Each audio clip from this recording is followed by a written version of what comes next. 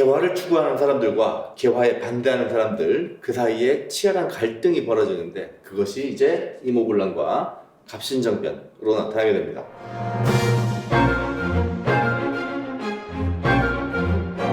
1882년에 일어났던 이모군란은 이모년에 발생했던 군인들의 변란입니다.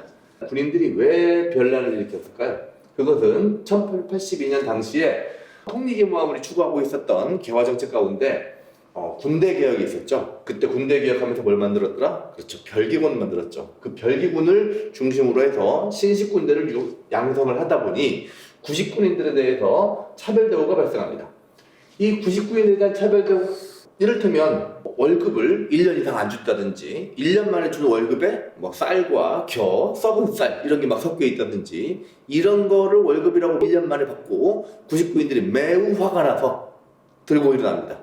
그리고 들고 날 때 구식군인들이 와장창 몰려서 당시 왕과 왕비가 있었던 이곳 창덕궁으로 쳐들어오게 됩니다. 깜놀한 중전밀씨가 서두로 궁궐을 빠져나와 순식간에 충청도 충주까지 도망을 가버리게 됩니다. 조선에 이제 권력이 공백이 생겨버린 거죠. 이때 조선의 민중들과 군인들은 과거 서양 오랑캐들과 전면적으로 수교를 거부했던 흥선대원군을 떠올리게 됩니다. 흥선대원군을 다시 모셔오게 되는 거죠. 구식군인들이 흥선대원군을 다시 모셔왔죠. 무엇의 상징이죠? 통상수교 거부 정책의 상징이죠. 흥선대원군을 다시 모셔오면 개화 정책이 중단될 것이다라고 하는 그런 기대감이 있었을 것이라고 판단됩니다. 자, 흥선대원군을 다시 모셔온 과정에서 일본 공사관 창덕궁 등이 습격을 당합니다. 일본 공사관은 왜 습격을 당했죠? 그렇죠. 별기군, 당시 구식군들의 차별의 원인을 제공하고 있었던 별기군의 교관, 별기군의 교관과 이 별기군의 운영을 지원하고 있었던 일본 공사관을 공격한 거죠.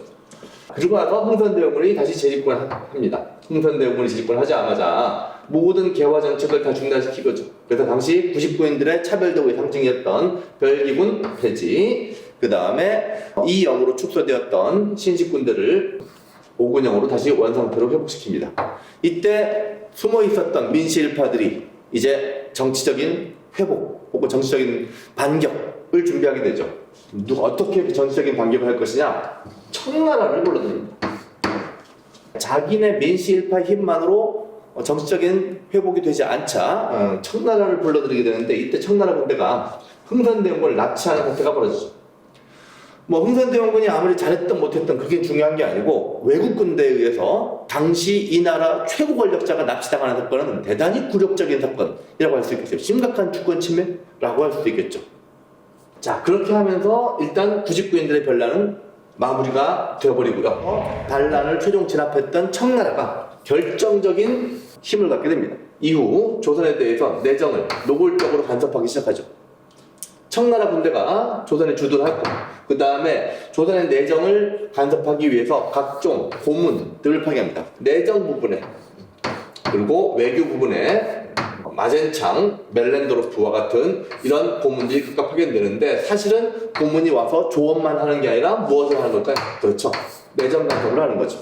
내정 간섭을 하기 위해서 청나라의 마젠창 혹은 독일 사람이지만 사실은 청나라의 내정 간섭을 도와주고 있는 그런 사람들이 와가지고 본격적인 내정 간섭을 해나가기 시작하는 거죠. 그리고 조청상민수령 무역장정이라고 하는 조선과 청나라 사이에 새로운 무역에 관련된, 교역에 관련된 조약을 체결하게 됩니다. 조청상민수령 무역장정인데요. 제1조부터 상당히 굴욕적인 내용이 포함되어 있습니다. 청나라의 북양 대신 청나라의 신하 중에 한 명이죠. 그 다음에 조선의 국왕이 대등한지위를 간다고 했어요. 대등한지.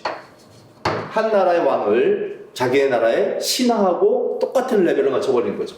그만큼 조선을 자기들의 아랫단계 국가로 설정을 해버린 거죠.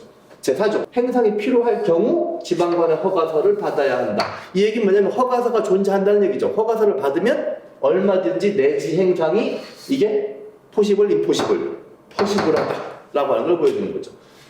특히 이 제4조에 의해 가지고 이제 뭐가 이루어지냐면 청국 상인들이 지금까지는 거류지 혹은 조기, 개항장을 벗어나지 못하고 그 안에서만 장사를 했었는데 이제 무엇이 가능한 거죠? 내지에 본격적인 상업적인 진출할 수 있는 그러한 중요한 출발점이 된다라고 보시면 되겠습니다. 자, 이모군란의 마지막 제불포조약입니다. 제불포조약은 이모군란을 주도했던 조선과 그걸로 인해서 많은 피해를 보았던 일본 사이에 맺어진 조약인데, 일본은 자기들이 엄청난 피해를 보았다고 주장을 하면서 조선 측에게 배상금을 요구합니다. 그리고 뿐만 아니라 조선 내에 거주하는 일본인, 그리고 일본인 관리 등의 안전 문제가 연재된다며 너희들 조선 군대는 못 믿겠으니 우리 군대가 직접 일본 공사관 내에 주둔하면서 일본인들의 안전을 도모할 것이다 라고 하는 주장입니다. 결국 이것을 계기로 해서 무엇이 이루어지기 시작하면 외국 군대가 본격적으로 국내에 주둔이 이루어지기 시작하는 거죠. 주권 국가인 조선 땅 안에서 외국 군대인 일본군의 주둔이 공식적으로 허용되기 시작했다는 거죠. 이모군란 이후에 청나라는 조선에 대해서 노골적으로 내정 간섭을 심화합니다. 청나라가 내정 간섭을 심하게 진행할수록 조선의 개화 정책은 계속 지연될 수밖에 없습니다. 세워라 내워라 계속 개화 정책이 제대로 안 되는 거죠. 그래서 개화 정책이 빨리 이루어져야 된다고 하는 급진기합파들, 빨리빨리 개화가 이루어져야 되는데 저놈의 청나라 때문에 우리 개화 정책이 제대로 이루어질 수 없어 라고 판단했던 개화 정책은 날이 갈수록 불만이 커져가고 있는 상황인 거죠. 자, 이런 와중에 때마침 1884년 청나라가 베트남을 두고 프랑스하고 전쟁을 벌이게 됩니다. 이른바 청푸전쟁의 시작이죠. 청나라가 프랑스하고의 전쟁을 제대로 수행하기 위해서 당시 조선에 주둔하고 있었던 청군의 절반 이상을 절소시켜서 청푸전쟁에 투입하게 됩니다. 청나라의 군대가 많이 빠져나갔으니까 청나라의 힘이 확 줄어든 상태인 거죠. 이번 기회를 가만히 둘 수 없다라고 판단했던 급진기합파가 일본의 군대를 동원해 줄 것을 요청하고 뭔가 사건을 도모하게 됩니다. 이곳은 우정총국이 있었던 곳입니다. 우정총국, 뭐 했던 곳일까요? 우정총국은 우편사물을 받던 근대적인 시설물이죠. 우리나라에도 드디어 근대적인 개념의 우편사무가 본격적으로 시도됐던 거죠. 그게 언제냐? 1884년에 드디어 이 땅 조선에도 우정총국을 마련하여 근대적인 우편사무를 본격적으로 개시하려고 합니다. 그러던 어느 날 바로 이곳에서 우정총국의 오프닝 파티, 즉 우정총국 개국 축하연이 열리죠. 바로 뒤로 보이는 이곳이 바로 우정총국이 있었던 곳입니다. 자, 이곳에서 파티가 열리고 음악이 나오고 댄스가 열리고 술들이 오고 가는 그 와중에 갑자기 칼을 든 검객들이 들이닥칩니다. 정변이 발생한 거죠. 갑자기 이곳에서 발생했던 정변으로 당시 권력의 상층부에 있었던 민씨들 여러 명이 목숨이 날아가고, 그 다음에 비명행사하는 그런 일들이 벌어지고 말았죠. 이것을 주도했던 사람들은 누굴까요? 당시 조선 정부의 개화 정책, 민씨들이 주도하고 있었던 개화 정책에 대해서 심각한 문제 제기와 불만을 갖고 있었던 급진 개화파 세력이 전면적인 개혁에 나서게 됐던 거죠. 당시 이곳을 중심으로 해서 본격적인 정변을 통해 가지고 권력을 장악한 급진 개화파, 이른바 박영효, 김옥준과 같은 젊은 층들은 일본의 군사 세력을 끌어들임으로써 당시 일시적으로 빠져나가 있었던 청나라 군대의 공백 상태를 이용하여 급진적인 개혁을 시도하는 것을 꿈꿨었는데, 고종과 민비 등을 협박하여 급진개혁파는 14개 부분에 걸친 개혁정강을 발표합니다. 이 개혁정강이 갑신정변의 가장 중요한 내용일 텐데요. 개혁의 기본적인 방향에 해당되는 14개조 개혁정강의 내용을 살펴보도록 하겠습니다. 가장 먼저 청에 붙잡혀갔던 흥선대원군을 돌아오게 해야 된다. 청에 대해서 하던 조공의 허례를 폐지한다. 뭘 말하는 걸까요? 청나라 조선에 대해서 내정 간섭하고 있고, 청나라가 마치 조선을 통제하는 것처럼 하는 모양새는 수용할 수가 없다는 거죠. 청나라의 종주권을 부인하는 거죠.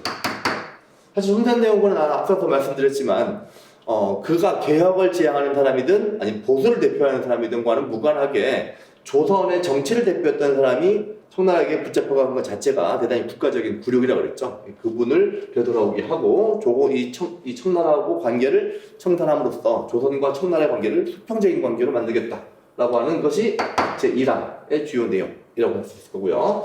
제2항, 대단히 중요한 얘기가 나오죠. 문벌을 폐지하는. 특정 가문과 어떤 학파 혹은 가문에 의해서 만들어지고 있었던 집단적인 어떤 특권 등을 폐지하고 평등을 제시하겠다 했습니다. 그리고 능력에 따라서 관리를 선발한다고 했죠.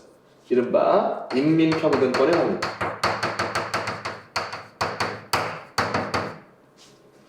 조선의 모든 인민들의 사회적인 평등이라고 하는 것을 확보하겠다라고 하는 것을 의미합니다. 근데 이게 왜 중요하냐? 무슨 사회를 주장하는 거죠? 계급이 존재하지 않는 사회, 평등한 사회, 즉 근대 사회의 기본 틀을 만들어 나가겠다라고 하는 것을 보여주는 거죠. 세 번째, 지조법을 개혁합니다. 지조법은 한자로 나와 있습니다만 지자가 땅지, 그다음에 세금조, 토지에 대한 세금이죠. 토지세. 우리가 흥선대원군이 양전사업을 통해서 토지세 문제, 땅에 대한 세금 문제를 재정비하려고 노력했던 적이 있었죠. 자, 마찬가지로 급진개혁파 역시 토지에 대한 세금의 문제를 재조정함으로써 농민들의 부담, 백성들의 부담을 안정화시키고자 하는 그런 노력을 기울인 바 있습니다. 한편 12항 모든 국가재정은 호조에서 관할한다. 사실 조선시대에는 국가재정이 여러 관청별로 각각 운영된 바 있습니다. 그렇지만 이 급진개혁파는 각각 여러 관청별로 운영되고 있었던 재정을 호주에서 재정을 일원화라고 하는 게 뜻이 뭐죠? 하나의 원리라는 뜻이죠. 재정을 오로지 호조라고 하는 하나의 조직을 중심으로 해서 통합 관리 운영하겠다라고 하는 그런 재정의 개혁 정책을 펼치는 거죠. 그리고 마지막으로 13항 대신과 참차는 의정부의 모여 정치상의 명령이나 법령을 의결한다. 제일 중요한 얘기인데 어디에요? 의정부. 자, 의정부에 모여서 뭘 하죠? 정치상의 명령이나 법령을 의결한다. 정치상의 명령을 다른 말로 정명이라고 하는데요. 주목할 만한 점이 뭐냐면 이 의결의 주체가 누구죠? 의결의 주체가 의정부에 모여든 대신과 참찬입니다. 누가 최종 결정을 하는 게 아니냐면 임금이 결정을 하는 게 아니죠. 이 정치상의 명령, 즉 정령이나 법령을 의결하는 주체가 대신과 참찬인 그러한 나라. 그렇다면 이 의정부는 사실상 어떤 성격의 조직으로 만들어서 운영하겠다. 내각으로 만들어서 운영하겠다. 임금이 최종 결정하는 것이 아니라 신하들이 이곳에 모여가지고 내각처럼 구성되어 있는 의정부에서 정령을 발표하겠다라고 하는 것. 어떤 정치제도를 지향한다고 할 수 있는 건가요? 그렇죠. 입헌군주제를 시도하는 것. 그래서 갑신정변 14개조 개혁정강 중에서 제일 중요한 것은 크게 두 가지 부분이죠. 13항과 2항. 왜 그렇죠? 13항은 정치적으로 근대지향이에요. 근대적인 정치 운영은 뭐죠? 민주주의적인 입헌군주제 혹은 공화제와 같은 그런 정치제도를 도입하려고 시도했다는 측면에서 13항 중요하고, 두 번째 사회적인 측면에서의 근대 사회의 핵심은 뭐죠? 계급이 존재하지 않는 평등한 사회를 지향하고자 노력했다. 자, 그래서 갑신정변 14개조 개혁정강을 통해서 알 수 있는 것은 뭐냐면 갑신정변은 최초로 우리 역사 중에서 근대 사회를 지향했던 정치운동이었다라는 측면이 되게 중요하죠. 여기서 최초로 근대 사회를 지향했다는 측면, 크게 두 가지 이야기하고 있죠. 입헌군주제를 시도했다는 측면, 그 다음에 사회적 평등을 실현하려고 했다는 점. 그래서 갑신정변 14개조 정강은 대단히 중요하다고 할 수 있겠습니다. 새로운 사회를 꿈꿨던 김옥균, 박영효와 같은 급진개혁파는 14개조 개혁정강을 통해서 이제 조선이 근대화가 될 수 있었을 거다라고 하는 강력한 믿음을 가졌을런지 모르겠습니다만, 여기엔 또 누가 개입하냐면 보수파였던 민실파가 있었습니다. 이모군란 때와 마찬가지로 민실파로 누구를 불러들이냐? 청나라를 불러들입니다. 불행하게도 불과 3일 만에 외부로 나갔던 청나라 군대가 다시 다 복귀하고 돌아옵니다. 그리고 일본 군대는 원래 약속대로 도와주지 않습니다. 그래서 일본 군대가 도와준다는 말만 믿고 정변을 일으켰던 급진개혁파는 결국 3일 만에 돌아온 청나라 군대에 의해서 괴멸돼 버리는 거죠. 그리고 급진개혁파 그들 김옥균, 박영효, 서재필 등등등의 이 젊은 급진개혁파들 목숨을 건지기 위해 결국 일본으로 모두 다 망명해 버립니다. 어쩌면 이 사건을 계기로 해서 서서히 조금씩이나마 근대화되고 있었던 조선이 근대화에 대한 대단히 부정적인 여론들과 그다음에 조정 내에서 이 젊은 층 급진기업화에 대한 부정적인 인식이 확대됨으로써 오히려 조선의 근대화가 느려지게 되는 그런 결과가 생겨버리고 말죠. 하지만 그럼에도 불구하고 방금 전에 말씀드렸던 것처럼 갑신정변 자체가 최초로 무엇을 지향했다는 측면에서 큰 의미가 있다? 근대 사회를 지향했다는 측면에서 큰 의미가 있습니다. 최초로 근대국가 지향의 정치개혁을 단행했다라고 하는 측면에서 큰 의미가 있었다는 것. 하지만 결정적 또 한계도 있었죠. 무슨 한계가 있었냐?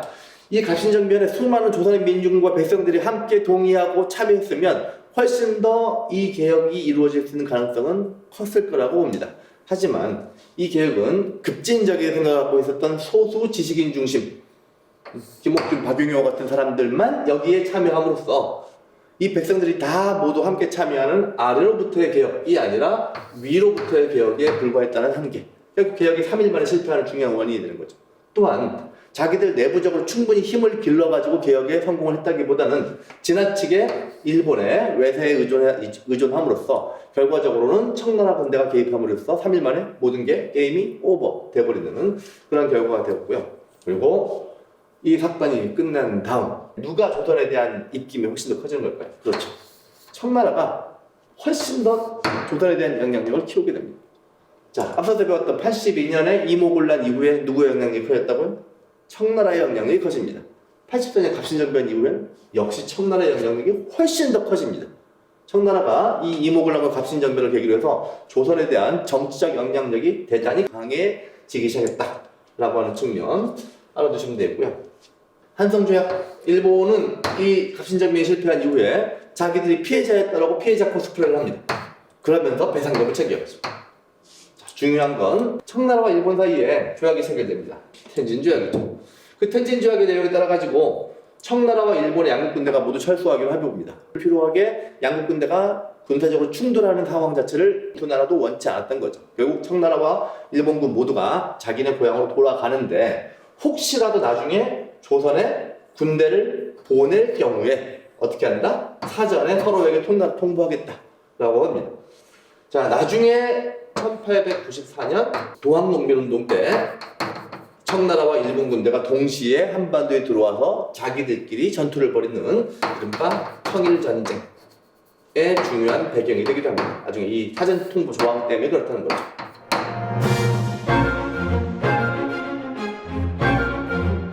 갑신정변 이후에 청나라의 지독히도 강력한 내정난섭이 이루어지는 가운데 고종은 청나라 세력을 견제할 만한 또 다른 힘을 찾아봅니다. 그게 러시아하고의 비밀협약을 통해서 청나라를 견제하고자 하는 그런 노력을 기울이는데 이때 러시아가 이제 북쪽에서 조선에 대한 영향력을 행사하려고 하던 그 찰나에 영국이 나타납니다. 이놈의 영국은 전 세계에서 러시아가 유럽 쪽으로, 아시아 쪽으로, 그 다음에 지중해 쪽으로 진출하려고 할 때마다 끊임없이 나타나가지고 러시아의 남하를 견제하고 있었던 나라였었는데 바로 이곳 한반도를 통해서 러시아가 남쪽으로 내려오는 것을 시도하자 여수 앞바다에 있었던 검은도를 불법 점령합니다. 1889년. 목적이 뭐라고요? 러시아의 남하를 저지하기 위해서.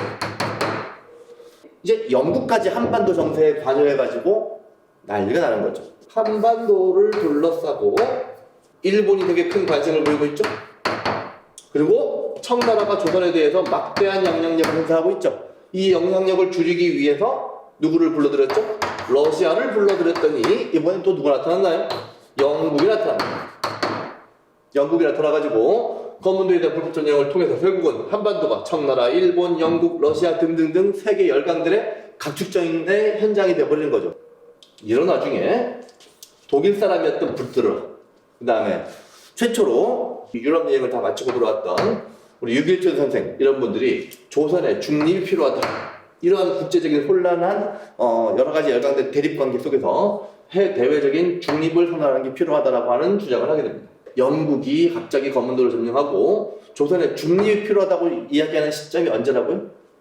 이모군란이 끝나고 갑신정변이 끝나면서 청해 내정난섭이 매우 심해지자 그 문제를 해결하는 과정에서 이러한 변화들이 나타났다. 시기가 갑신전변 직후에 나타난 건 아니다 라고 알아두시면 되겠습니다.